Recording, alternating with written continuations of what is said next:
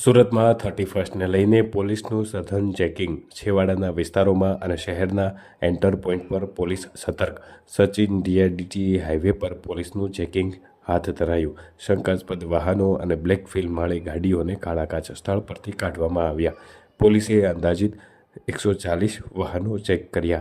સામે પોલીસે હેલ્મેટ વગર 20, કાળા કાચવાળા 26, ફેન્સી નંબર પ્લેટવાળા 2 અને 3 સવારી 4 તેમજ સીટ બેલ્ટ વાળા 30 કેસો કરી અને દંડ ફટકાર્યો હતો.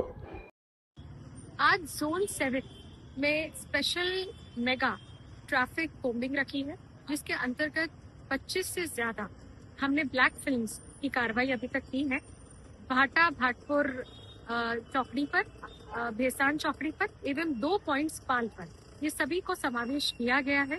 इसमें जितने पीआईज हैं, पीएसआईज हैं, सभी यहाँ हाजिर हैं। इसमें एमवी एक्ट के अंतर्गत डिफरेंट प्रोविजंस में भी कार्रवाई की जा रही है।